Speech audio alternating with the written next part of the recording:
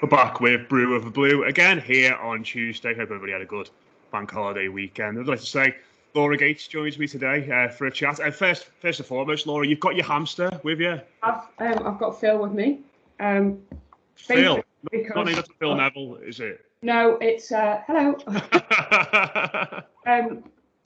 Actually, so I had two originally, and they tried to kill each other. Oh wow! But they had Star Wars names.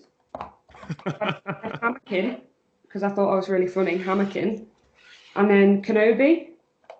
So they started fighting, and then so I rehomed one of them, and then Kyle thought it'd be really funny because he supports Arsenal that we were playing Arsenal at home, and he said first goal scorer we're going to name the hamster after because he. So confident they were going to batter us about 4 or 5-0 that day, and I was just there like, it's not happening. Up steps Phil Jagielka, doesn't he? And we win 1-0, and I'm like the smuggest person ever. Oh wow! He's called Philip after Phil Jagielka. So I imagine he was hoping that the hamster was going to be called Pierre-Emerick or Mesut or something like that. Instead, it's Phil. We've come to a compromise, kind of. We want 2 Dachshunds. Ah, okay. To call one of them Hector after Hector Bellerin, and then the other one's going to be called Duncan after Ferguson. So yeah, that's something. Yeah, well, I'll speak to obviously our very own Dave Downey about getting double Dachshunds because him and his missus have got 2, haven't they?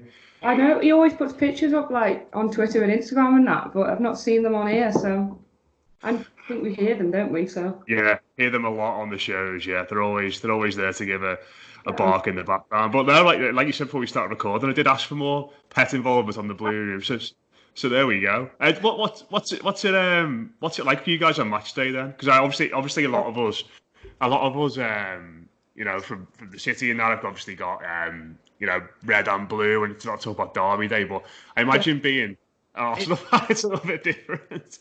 Well, no, because my dad's a red. Oh wow. Yeah. It's been quite depressing.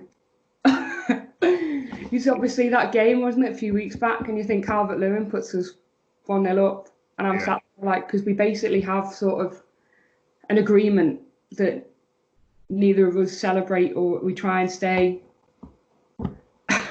as sort of calm and mutual as possible. Yeah. On my part, it doesn't always happen. Fair enough. Fair enough. Calmer than I am, but he's been to Goodison more times than he has Arsenal, so I'm kind of getting a little push. He's been nicking your season tickets, yeah. He takes my mum sometimes.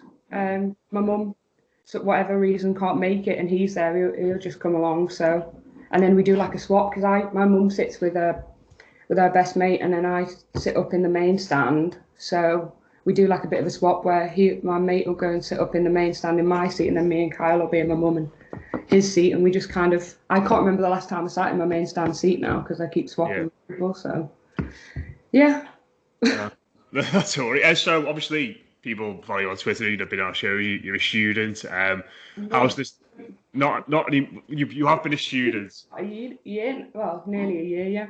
Yeah, but you've been in Lincoln still, haven't you? Recently, over the past year or so, you did a lot of stuff there. Are you there now, or? Yeah, unfortunately, it was a weird one because obviously, like, I was been working here since June when I was sort of still doing my masters. So I didn't finish that. Technically, didn't graduate till January because that's when our ceremony was, but finished that in September.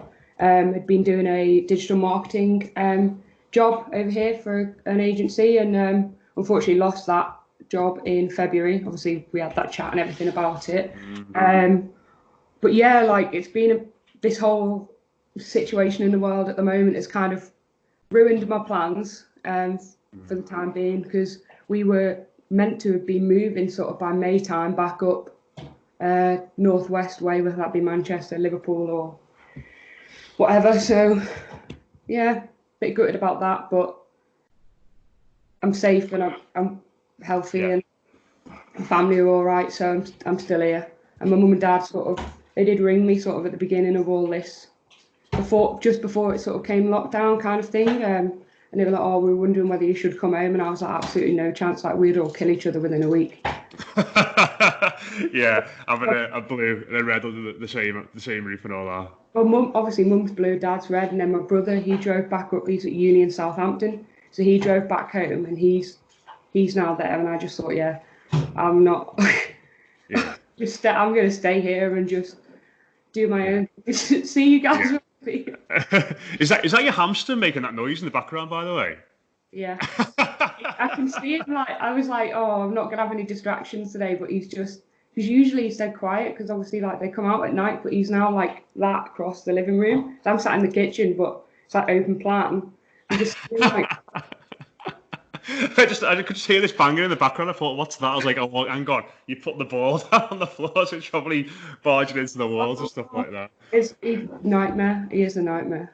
Oh dear me! But do you know what you said about the moving thing there? That's one of the things I've not even thought about, because there's probably so many people in a similar situation who've planned to move either from city to city like yourself or just move down the road, and I've not even thought like would that be scuppered, but that must be a nightmare for you, like in terms of logistics of it as well and rearranging it all. I mean, we didn't have like the actual plans in place or anywhere even to move to anyway. That would have been worse, but it was more like, been doing job interviews. Kyle had a job interview down in Manchester. Like, we kind of had like these sort of our plans in place for what we were wanting to do and things. And then, just got to kind of deal with it, haven't we? So it's all right. I mean, I think people are moving anyway. Like, I've seen a few people sort of move house and things, but I don't. And I know someone who works for like, like a referencing agency for lettings and that. They're still doing stuff. I think if it's absolutely necessary. I don't know how you sort of draw a line and come to a conclusion if someone moving is absolutely necessary. But yeah, like, one of those things. Like, how do you determine if someone's been out for a walk or not that day? Like, yeah, that's got me good. I'm looking out the window like you've been. And then like, because I'm living in like the centre of Lincoln, so I'm on the main high street. And there's like a load of takeaways and a load of like off license up and down the street. I can see there was someone yesterday coming back with like 2 bottles of wine, and I was like, "Is that like an essential or like, off point?" Because it could be essential. I don't know. Yeah. See, I'm not. I struggle with a lot of the rules on it still as well, and what you're supposed to do and not. It still feels quite ambiguous, doesn't it? Oh, but I'm staying in until I need to go food shopping. That's what I've been doing. I did 14 days of absolute self-isolation the other week because I was wheezing. And because Kyle's still working, their work said he's got to stay off for 2 weeks and you've both got to stay in for 2 weeks. I'm like, that's fine. I just bought my Nintendo Switch at that point. And, Amazing. So many hours on that. It's unbelievable. Have you been playing that Animal Crossing game that a lot of people have spoken about on our shows? I think Hannah Farrell's a bit obsessed with it. Pointless. It's great. Like, if there's no point to it, that's like the best part of it. Like, I feel like what are you doing today? Oh, I'm just like sitting on a rock. What do you mean? Oh, just sitting on a rock. Like, what else do you do? See, I've not played it yet, but I feel as though we're almost in a position now where we can do a Blue Room podcast about Animal Crossing because Hannah's really into it. I think Les has got it. I think one of his lads has got it on his Nintendo as well, so he's getting involved in it. So you never know. Maybe we can delve into different avenues during this time. Just over your right shoulder there, you've got the Everton calendar. Who's on that for this month? So this month is, believe it or not, everyone's favourite, Gylfi Sigurdsson. Oh, no. Kyle on this as he is on the pitch. But Dom's on there as well, isn't he? I think. Is that Dom? Obviously, we love Dom. So yeah, next month is my birthday, and I dread to. I might actually have a look. Who is it? Go on, have a look. Oh my god, I'm well happy with that. Is it Luca Dean? No, it's Seamus Coleman and Richarlison, and I'm obviously a Seamus Coleman like fangirl, so I'm happy with that. Might be an isolation, but I've got Richarlison and Cole. I've got the suited not booted one somewhere in ours. I don't know where it is. Do you know the one when they all dressed up for charity? Yeah, I've got that somewhere. The shirtless one. When was that? That was when Fellaini was here, wasn't it? What was that? Oh wow! Yeah. 2000 and I want to say 13, something like that. Was it? Tim Howard was on the front, wasn't he? I think. Yeah. My mum bought me that, and I remember being like, because I can't have been like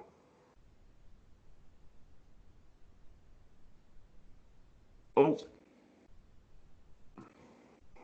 oh, sorry, mate. You cut out a little bit there. Could you say that again? Don't worry, I'll edit that out. I was going on about the calendar. I can't really remember what I said now. Just my mum. It's cut out again. We're having a technical difficulty. Sorry. Hello. We're back again. Some technical issues there. Speaking about these sorts of things, yeah. So what happens when you talk about Everton players topless on a calendar? It just shuts the internet down. Tim Howard's just basically knocked us out of place there. Yeah, but one thing I do want to speak to you about is the photography you've been doing at games recently. Oh, yeah. I wouldn't call it photography, which... Well, you say that you've got a website, Laura Gates Photography UK. Good little plug there. But the pictures, I think loads of people go to the match and take photos. Yeah. And share them on Instagram and share them on Twitter and that. But the ones you've done have really hit a note with supporters and hit a note with the players and reason, yeah. Well, I bought this phone back in, I would say November time, just before Christmas maybe. It's a Google Pixel 4 XL, and basically the reason I bought it is because of the camera. I have done some actual photography with Everton before. Back in May 2017, it was Barkley's last game against Watford, wasn't it? Was it Barkley? Oh yeah. Scored, didn't he? Yeah, we won 1-0, and because that was just basically by sort of pure chance and luck.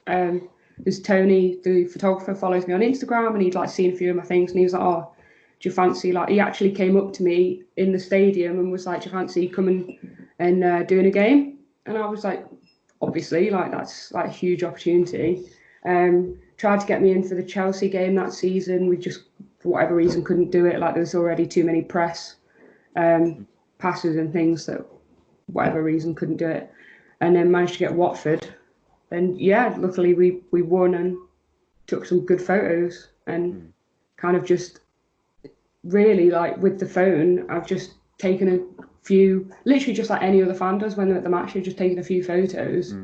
It's just, I don't know what, I literally have no, it's so weird because I think, was it the one where it was Carlo Ancelotti? I think that was the first one that I posted that went mad. And I think that I just thought, it's just because it's Carlo. And I remember taking the photo and I was like, I was just taking it for myself. I can't believe Carlo Ancelotti is our manager. Still can't. And I think Kyle was with me that game as well. He was like, "Oh, you're going to post it on Twitter?" I was like, yeah, I might do. Just posted it literally pretty much walking back to the car and that. And then next minute I went on my phone, it was literally 5 minutes later and it had just got a stupid amount of likes and retweets and stuff. And I was like, okay, this is a bit mad. And then same again with Luca Dean, and that's happened I think twice now with Dean. And it's a bit annoying because he posted it on Instagram and credited someone else, and I was like, "Oh no! What's this all about?" But yeah, literally just being on my phone and those ones with Dean and Carlo have been when I've sat in my mum's seat, because obviously in the main stand there's absolutely nowhere to get those angles or whatever. That's right. For anyone who's not seen, that's right down the front row with the family enclosure, isn't it? Literally second row of the family enclosure. She's been there since I first got my season ticket, and she's like, "Oh, I don't want to leave." But when I went to uni, my season ticket went to my little cousin, and by the time I'd sort of finished, because I was basically still using his season ticket at the time I came back from uni, and then by the time I'd finished uni, I was like, get my one back properly, and main stand. I'm right, literally, the press. Yeah. First row of the press. So I can see the screen and I watch and that's a dodgy VAR decision now.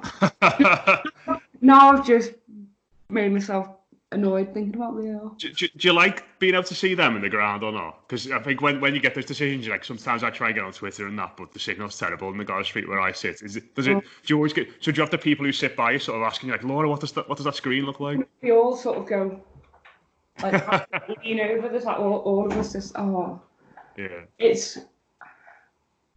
It's interesting because you can kind of go, well, yeah, that wasn't a red, that wasn't a penalty, that was a pen, that was whatever. But like for the United game, I'm gonna annoy myself now thinking about it. Tried to forget because I was thinking this last night. Like, when was the last time I was at Goodison? I think it was the United game. Was it? Was that Yeah, all? that was the last game before the break. Yeah. And I was like, oh, I really miss it. And I thought, fuck off. Yeah, yeah, the itch is back again. Yeah, I I, think a wa- few people. I wasn't in my seat for that one. I was in my mum's seat again, so I didn't see the sort of replay or video footage Yeah, of what had happened. Bit surreal, but I had people like messaging me like, yeah, that's a goal. Like people who aren't Evertonians, and I was like, that hurts. That really... They're going, I know it was a goal because I've just really celebrated it. Like, do you know what I mean? Oh, it's horrendous day, but a good day, and it makes you. I think a lot of people are getting like that now, where the itch is starting to come Yeah. back a bit. You know, we spoke to Sarah yesterday, and she was sort of saying how much she missed it as well. Like Even in the week, best right now to be like, yeah, yeah, yeah, oh, absolutely. But I think like the last couple of weeks, people have sort of been a bit ambiguous and a bit, blasé about it all. But now it feels like everyone's a bit like, oh God, sun's out. It's getting towards. We've had the Easter weekend. Before we come to speak about your kit, one thing I did want to ask you about, actually, just reminded myself, I've got it written down here. On Mailbag, you asked a great question this week about.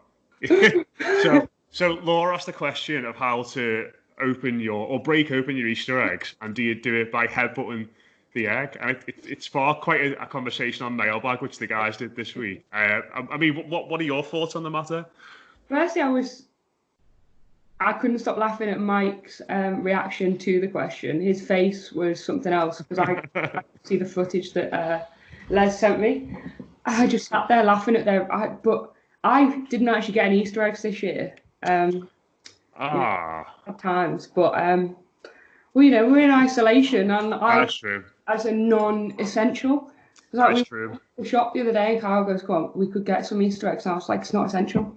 I was trying to do my bit, so but mum and dad did send like a parcel the other week with literally like I put it on Twitter. It was like a mound of chocolate, like loads of different like Cadbury's stuff, but like the mini eggs have been inhaled. So I haven't actually had a chance to headbutt or punch or an Easter egg this year. I don't know. It's just I wish I had an Easter egg so I would demonstrate right now, but I don't know why I'm looking. Just like go like that. It's like yeah, just perfect way to open it, isn't it? Yeah. So it's not like you put it on the table and headbutt down. It's and headbutt the table. If I miss it from here, I'm headbutting air. If I headbutt I'm going to headbutt the table. But yeah. No, I don't know whether it's like a thing. Like, do you ever do gas mask with the Easter egg? I've never done that before. No. I now introducing another concept. I don't know whether it's my family or what, but like when you get the Easter egg and you manage to perfectly get it in half. Yeah. It's amazing. My mum and like all my aunties and my nan and that they put it on their face and just inhale. Like it smells amazing. And they just yeah. But there's something a little bit different about the smell of Easter egg chocolate. Yeah, it's just Cadbury's as well. It's just like amazing. I think it is the first Easter I've ever had without an egg. So. If anyone's in Lincoln, could drop an Easter egg off to Laura. Yeah, go and drop one off. But yeah, and I don't know if you follow Vicky on Twitter, but she posted an Easter egg yesterday. I think it was an M&S one, and it was an extra thick. And I'm not even joking. Like it was like that. And I replied saying that like you couldn't have put that one, mate. You blanket and punch it. Yeah, you get the hammer out of the cupboard. Yeah. That was like that. That is extra thick. Like bloody hell. Yeah. Oh, brilliant stuff. Great advice. Great advice on all things Easter. It's like about I can't remember who it was on Mailbag the other day. We said about he's got a load of aggression because Les agreed with me on the headbutting technique, and he was the only one. And I was surprised by that. Give it a go. If anyone's got any Easter eggs out there and they've not opened them yet, exactly. Give it that. Yeah. But except for when it's a bit melty, because then it's just going to stick to your fod, isn't it? Yeah, could get a bit messy then. Yeah. Finally, then, Laura, your kit. Do you know what? So many people have worn kits on this, and are speaking about it. I think it was with Sarah yesterday saying you think straight away recognised the player in that kit. Yours, I didn't, to be honest. I thought Arteta initially, and then I wasn't sure, but I don't think we wore that one very often. So we did either, because I was looking the other day. Because literally when you asked me to come on, I got a bit excited about the whole shirt concept. Because I've got an actual whole big drawer dedicated to just shirts. So I actually went through it, and you actually made me organise that. So thank you. So I organised that and sort of put it into teams of my Everton ones, my uni sort of sports, football and futsal kits, and then random shirts that aren't Everton basically. And I was like, oh, I could go random, but I was like, it's an Everton show, isn't it? The Blue Room. And I was like, yeah, I'll go this. I just love the yellow. I love it. I don't know, but I do think of James Beattie, and I don't know whether that's because sort of I don't know what I just loved him, and I don't know why. You're a big Beattie fan, yeah? Yeah, I don't know why. Don't even ask me to give a reason. I don't know. I think he's one of those players, wasn't he, that everyone, because what he'd done before, and everyone was just desperate for him to come good. Yeah, and then he just didn't. Yeah, obviously, in the end, it was just really bad, yeah. But do you know what? I'll go through that season, try and find, because obviously I put a picture for each one of these of the kit. Well, I think I'll struggle with that one. I'll have to try and find it. I don't know. I can't think of. You saying Arteta Wigan? I don't. No, I think that was the gold one actually. I think that was the gold one. Are you thinking of the gold one? That was a few years later. That 2008. I think he scored twice, didn't he? He scored a penalty and then slid in at the end. That's the one thing me and Kyle agree on is Mikel Arteta. Yeah, fair dues, yeah. But yeah, I'll find it, no doubt. Laura, thanks very much. Really appreciate you taking the time out to chat to us this morning. Crucial advice on Easter eggs and hamsters and all that sort of stuff. Yeah. I'll put anyone who wants to check out your photography, I'll put the link in the YouTube description below. Nice get over to your Twitter as well, because there's loads of good stuff on there. But thanks everyone for watching this. If you haven't seen the other videos as well, I was with Sarah Halpin yesterday. So to a load of people last week, there's a playlist of all these videos there. Really enjoyed doing them. Hope you guys are too. And we'll speak to you again soon.